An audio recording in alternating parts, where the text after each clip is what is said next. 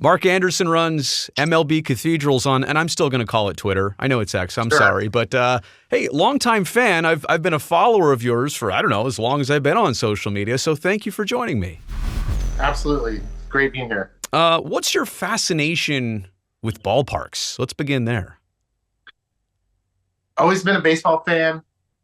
Grew up loving baseball, architecture, history, and it all combines photography. It combines all of those things. So I just started reading into it and became a big ballpark nerd and decided one day to share my knowledge with, maybe I thought I would find like 500 other people that were baseball nerds like me.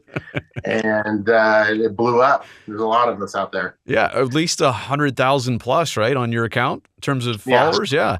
So, and you're not an architect, so to speak, but I will say you are an authority on this subject of ballparks. Well, it goes back to the whole history of ballparks and where they started, where they're going, the turn back, the retro era that Camden Yards started over again. My big thing is I want to see for me, the way I judge a ballpark is the last or worst seat in the ballpark. How good is that seat? Well, I guess you're really going to enjoy our Oakland Coliseum talk right now, actually. Maybe let's begin there. Sure. You know the Coliseum, the last dive bar, a.k.a. It's one of the eldest venues in Major League Baseball. But funny enough, all of the older ones have received good makeovers. The Coliseum got that bad makeover in, 1995 or so with Mount Davis out there in center field. But we've known it's been a problem for a while. The whole A's situation aside for just a second, the Coliseum has been an issue. But where do you think the Coliseum went wrong? I have an answer. I have my own answer to that, but I want to hear what you have to say first. I mean, first, it's a multi-purpose stadium. It was built that way. If you look at the layout for the Raiders back in the 60s until they built Mount Davis, it was actually one of the better multi-purpose stadiums, but it wasn't as good for the Raiders as it was for the A's at that time. So in order to get the Raiders back from Los Angeles in the mid-90s, they had to build Mount Davis, right, which completely ruined it for baseball. If you go back before then, and I was fortunate enough to see a few games there before they built Mount Davis, it was one of the better views of the Oakland Hills in baseball. So, I mean, they took a bad turn there. And anybody who's built a ballpark pretty much in the 60s, multi-purpose stadium, they've all been replaced now. Yeah, and I'm gonna say that the turning point for me is actually in the 80s and early 90s when the venue was 20 plus years old, and they literally did no improvements to it. Like, there was no upgrades, and obviously the Mount Davis construction was the first big renovation thing they had done at all, but I think it actually got way behind the curve well before Mount Davis, and that was kind of the cherry on top of, this is not really a good baseball stadium anymore. And I go back to that age thing. Age almost doesn't necessarily matter. I mean, Wrigley Field, Fenway Park, those are in a totally different category. But even look at Dodger Stadium. Look at Angel Stadium. Those are of the same era, so to speak, and they have put time and effort and money into those venues, and that's why they're still viable largely. Exactly. If you look at Dodger Stadium, it's a perfect example. They've prided themselves on keeping it looking the way the day it was built. Yeah. Some new stadiums get built right next to old ones. And that works in some occasions. Like, look at St. Louis. Busch Stadium was at 2 and versus number 3, I think we're on now. That's just one example. Park. Yeah, right. And Yankee Stadium. Right. The Brewers with then Miller Park and County Field. Stadium. Yeah, before that. Yeah.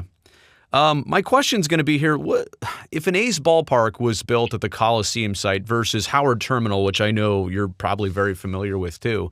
Would a new ballpark at the Coliseum site, would it ever have been as good as Howard Terminal? Like, would that building next door to the old place thing, would that have worked in Oakland like it maybe has worked in other places? Or is that ever even a good idea?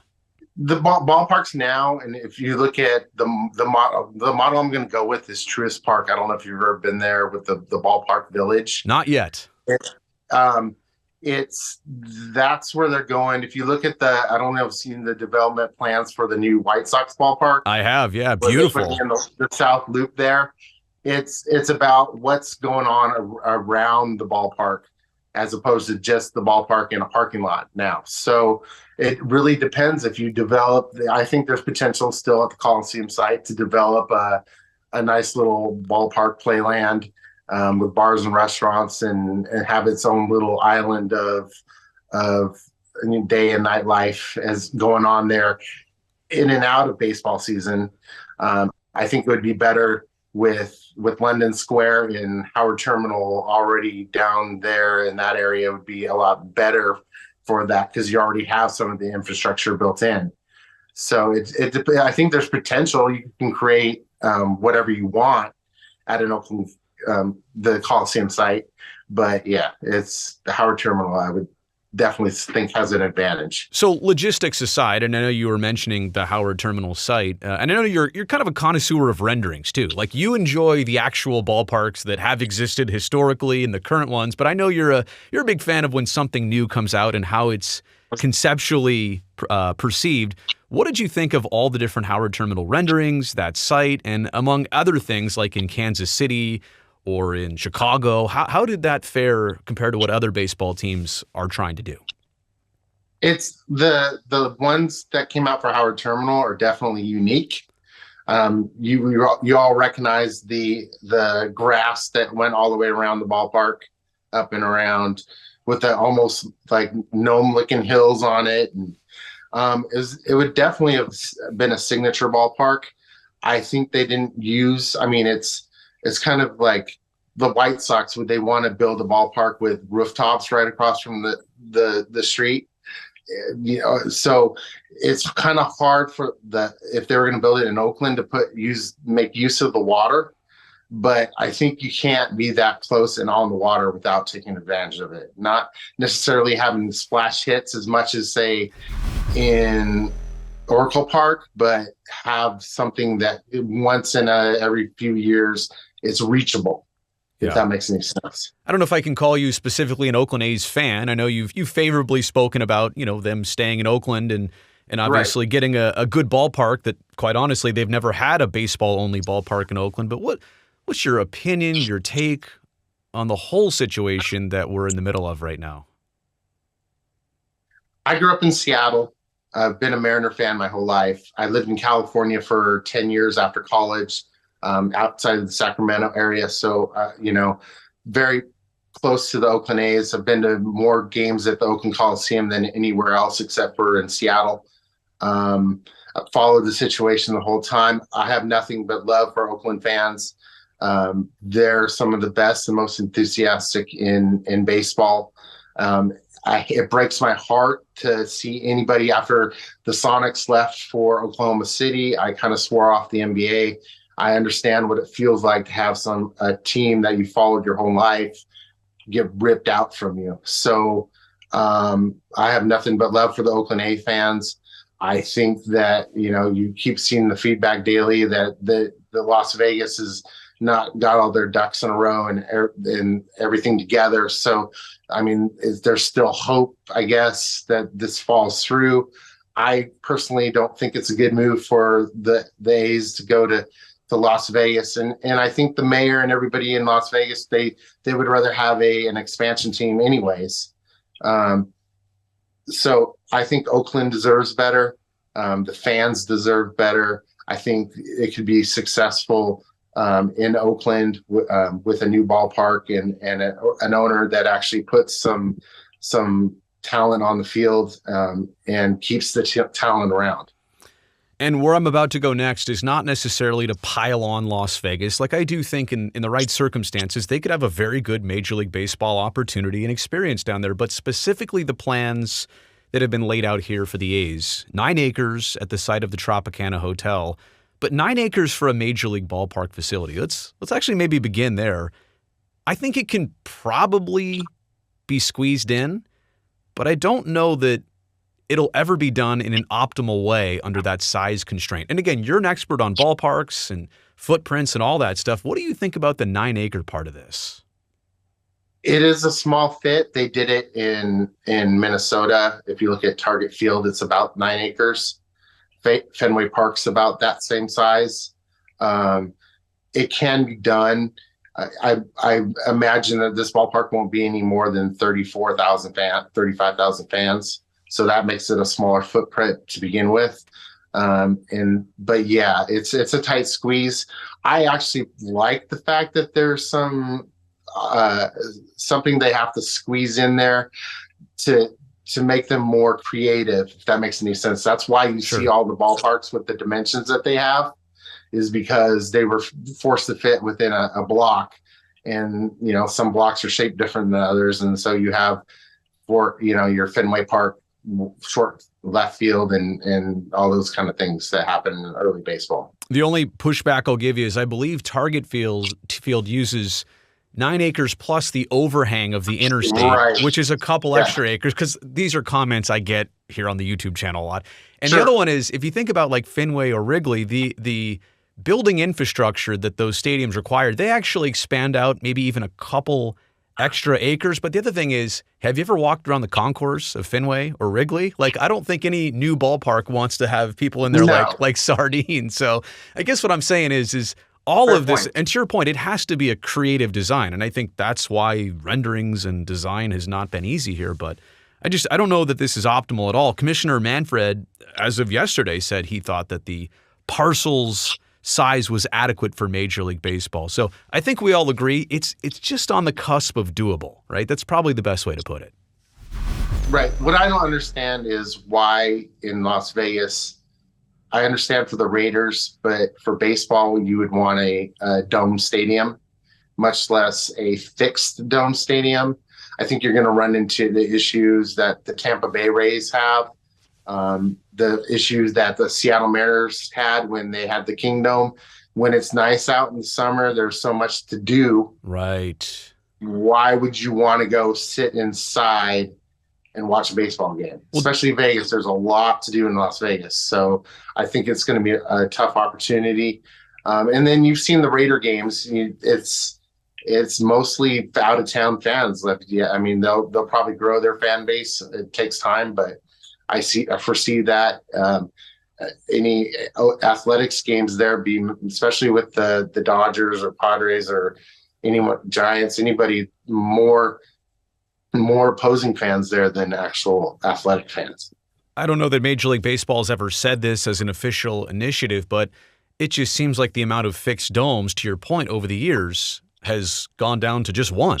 And I think even Tampa having to plan a new fixed dome for their potential stadium in St. Petersburg, that's kind of a thing maybe they just have to do. I guess my question is, isn't this going against what Major League Baseball wants to do? They don't want another stadium that's indoors entirely, that's going to have artificial turf. As much as we talk about the aesthetics of the design, I don't know that fans want this or really the players want this from Major League Baseball. I can't think of one successful fixed dome Major League ballpark. Right. The Kingdome, the Metrodome, the Astrodome, every single one of those, the replacing stadiums has gotten better. Right. So yeah, I could for a retractable roof stadium. Obviously, there's an additional cost to that, but it's literally night and day over a fixed dome stadium. I just don't understand it. I'll ask this next question rhetorically because I'm pretty sure I know the answer, but you're the expert. Has there ever been a ballpark and resort on the same property before? Like what would be planned here between this new Bally's hotel and an A's stadium? That's never happened before, right? Not really. I mean, the closest thing you can get is, the Village in Atlanta. You've got nightclubs and bars and restaurants and I think things are going that direction. I think it is a bonus because you have things to do and places to visit and see and spend money at before and after the game. So I see that as a bonus, actually. You're somebody like a lot of people who sees all the renderings that come out, and recently, like we've talked about, Kansas City and Chicago. Heck, even Salt Lake City. They don't even have a team, and they have renderings out as of already. But yet, with this A's project, there are no renderings yet. No official ones. There had been ones previously, but they were deemed inaccurate. Is it fair to say that given the timeline and given how close we are to things like, groundbreaking and demolition, that when we do see renderings for this ballpark, that they're going to have to be like really accurate and not just conceptual? That is a great question, Brody. That usually teams will put out a rendering if they're trying to get interest, i.e., from the taxpayers. If you look at the renderings that just came out for the White Sox, that was more of a development rendering. I don't think the ballpark itself, and it was kind of an afterthought if you look at those renderings, will be anything like that. Now, Kansas City just released a few renderings of their new ballpark they're proposing for downtown the other day, and those will look more accurate. I mean, there will be some changes, obviously, but you're going to get 95% of what you see in that rendering in the actual ballpark that they're building. So it really depends on where the stage of it is. Like the Salt Lake City one, I've seen it. It's just put out there as an idea of, okay, here's the location, what we can kind of do to there. But if they ever do build a ballpark there, for some reason Salt Lake City gets an expansion team, it's not going to be anything like that. So the Oakland, the A's have been promising a rendering for a couple months now. Yeah, they had it out there on the table at the beginning of December, and then they quickly took it back. That they didn't put them out. Yeah. Yeah. So I don't know who it is that I follow on Twitter, but I keep saying that somebody's like, it's been 21 days since they promised a rendering. It's been 25 days. So that's hilarious. But yeah, I don't know what they're delaying. It's been 2.5 months now since they were going to put them out, and even that was a couple months delayed. Right. Well, yeah, remember when they did announce that they were moving to or going to move to Las Vegas, they put out a rendering of a ballpark. Yeah, they took up the entire Tropicana site. That was right. With that weird, like, yeah, almost Saturn-like ring that went above it. Right. So yeah, that's just to have a place setter until the ballpark there that will look nothing like that. Well, and I'm no expert, but even when I saw that, I was doing the math on acreage and how much size that took up and what was the rest of the development going to look like. I could instantly see that it was, basic conceptual versus more accurate. Like you're talking about, there's a difference between teams where they're at in the process. Like here's a scratch design. This just kind of wets your whistle versus, hey, this is actually what our blueprints might look like. The A's seem to be going with Bjarke Ingels Group, who was the firm that was going to design the Howard Terminal Stadium, and they don't have any prior experience designing any ballpark. Now, that being said, I really liked the Howard Terminal renderings. What does it maybe say about the A's situation and why they wouldn't be going with Populous, formerly HOK, as you mentioned, because that firm has designed almost everything across Major League Baseball. What would we come to expect from maybe something totally different here? I like that they're going with somebody else, that they wouldn't be going with somebody else if you're, obviously your audience is going to be a fan of a stadium in Vegas, no matter what it looks like. Right. But I know what you're saying. If you were just looking at it from a ballpark's perspective, I like that they're going in a different direction because there needs to be somebody to think outside the box a little bit. I was actually pleasantly surprised with the Bjarke Ingels architecture drawings that they came up for the Howard Terminal plans, because I'm not a huge fan of his other modern work that he does. It's just a taste. You either like it or you don't. Sure. But it's different, and that's, I think, what they do need instead of just brick. Yeah, something different. I totally agree. Well, on that note, let me close it with this. Give me a wild Vegas ballpark design prediction. Again, this is what you do, and I'm kind of putting you on the spot here. And maybe I'll offer something to you, and maybe you can kind of get your wheels kind of going here. I'm going to say a ballpark that has more suites than seats. Wow. That's brilliant. And you're probably not that far off. I could see half of the ballpark being just one big lounge. Right. Almost like where Elvis performs. We have the tables and bottle service, right? Yeah. People are sitting at tables watching the game, and the people are coming out with bottles. Yes. And and showgirls. Do you have anything else wacky that you could predict for this ballpark? I mean, is there anything off the map that is like kind of crazy but actually doable even? I don't know. Just lots of neon, I think. Neon, yeah. Yeah. My other one was going to be a ceiling. Now, people say that you can't have a ceiling be like a big LED screen because when a baseball goes up there for a fly ball, you can't see it, right? But how about it's dark during the game and then during commercial breaks or whatever, the entire ceiling, if it's going to be a dome, make it a big screen, kind of like the inside of the Sphere. Just saying. Yeah, have you been in there? Not yet. Have you been to the Sphere yet? Not yet. Oh, it's fantastic. I went there in November. Oh, nice. Yeah, exactly what you're talking about. Why not do that? It's only $500 million because, but I'm not. The other thing is, I'm not sure how welcome I am right now in southern Nevada. I want to switch gears to just some other bigger baseball topics, ballpark stuff around the league. Is it a problem that we expect baseball venues to only last about 30 years this day and age, and then maybe we'll consider replacing them? I think about European soccer stadiums, across the pond, and some of them have been around 100 plus years. Now, they're totally different than they were first designed to be, but do we have a problem in North America and in our country of just saying, hey, you know what, that old place, forget about it. We'll tear it down. We'll build something totally new. Should we design things better so that we don't have to do this all the time? No, I'm with you. We definitely don't have the European mindset. We tear down things quickly. I'm of the type of person that would love to see something last 100 years. I wish that they didn't tear down Tiger Stadium or Comiskey Park. I think they could have lasted with the proper Fenway treatment, and if they were, like you said, maintained properly. I think Comiskey Park was too gone to be saved by the time they actually did make that decision. But yes, absolutely. Now it's a math equation. Like, for instance, the Braves, they need to do renovations to Turner Field. They figured out, okay, it's going to cost $175 million just to renovate it. Yeah. Why don't, instead of we put that $175 million towards renovating it, put it towards a new ballpark in a better location?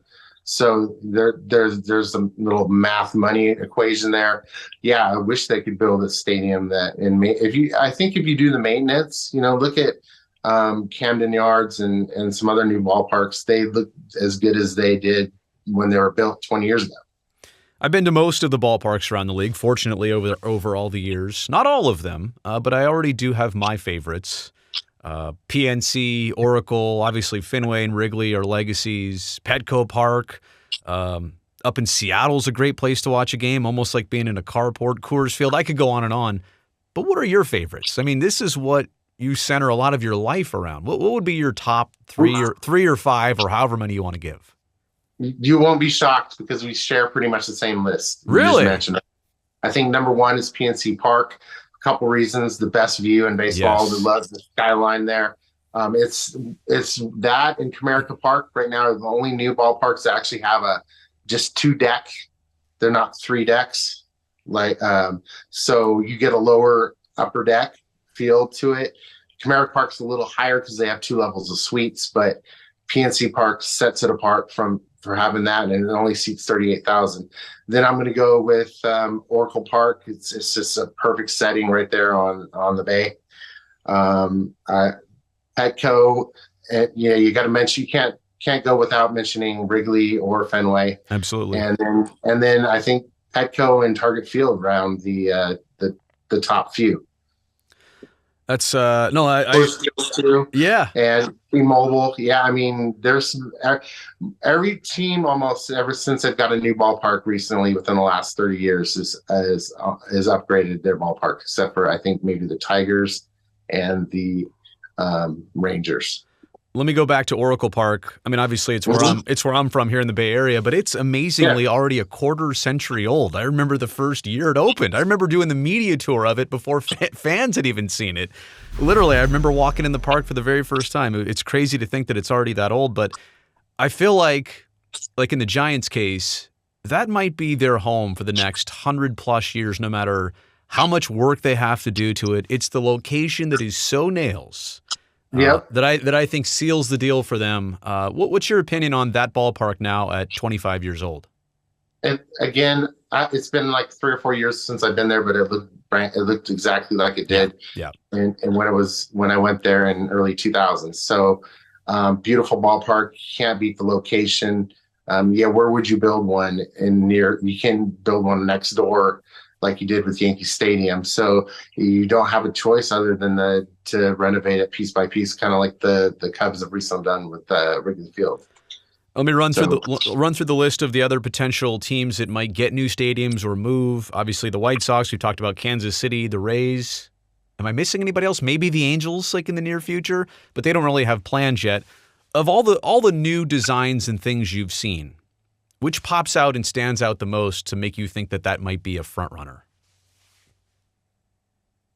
If you look at the last two ballparks, or not counting Globe Life Field in Texas, but Truist Park and Target Field, they have a lot in common. They have the big, huge roof that covers it. Same kind of design as far as the grandstand structure. I think that's the direction they're going for all. If you look at the new renderings for Kansas City, I think they're going that direction too. I personally would love to see a whole different concept of bringing back the lower upper deck with suites in a different location. So once I think somebody does that, then you get a whole new ball game. So that the problem is you got Populous, which used to be HOK, is pretty much doing 90% of the ballpark. So it's almost like their own cookie cutters are being performed. You'll see if you look at the new Kansas City renderings, there's a lot of familiarities with Truist Park. This has been a great conversation, and we covered so much ground. And again, it's been a trip to like talk to you now, Mark, after following you for so long on the MLB Cathedrals Twitter account. So keep it up. I know you will, and I'll keep following. I really appreciate this. Thank you, Brody.